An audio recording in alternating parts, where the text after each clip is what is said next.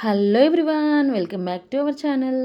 Winter సీజన్లో దొరికే మెంతికూరతో మెంతికూర మైసూర్ పప్పు ఎలా తయారు చేసుకోవాలో చూపిస్తున్నాను. చాలా టేస్టీగా ఉంటుంది, తప్పకుండా ట్రై చేయండి.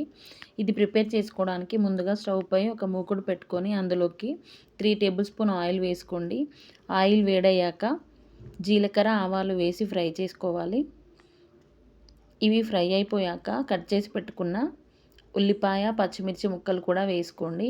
ఒక 7-8 వెల్లుల్లిపాయలని పొట్టు తీసి క్రష్ చేసి యాడ్ చేసుకోండి.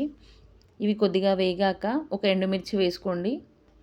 ఇప్పుడు క్లీన్గా వాష్ చేసి కట్ చేసి పెట్టుకున్న మెంతికూరను కూడా యాడ్ చేసుకోండి. ఇది పెద్ద మెంతికూర అండి, చిన్న మెంతికూర కూడా యూజ్ చేసుకోవచ్చు మీరు.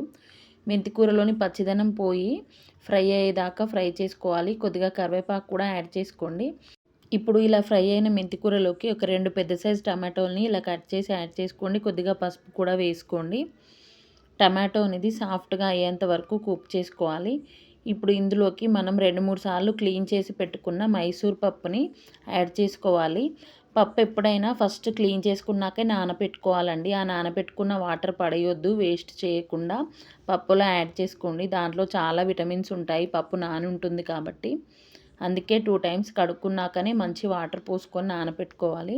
ఇప్పుడు నేను వాటర్తో సహా మైసూర్ పప్పును యాడ్ చేసుకున్నాను.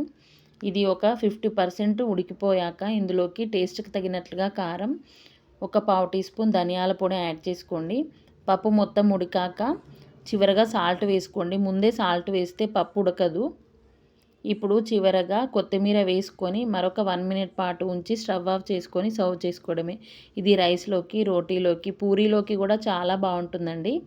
ఈ వీడియో కనుక మీకు నచ్చినట్లయితే లైక్ చేయండి, కామెంట్ చేయండి, షేర్ చేయండి. Thanks for watching. Do subscribe my channel.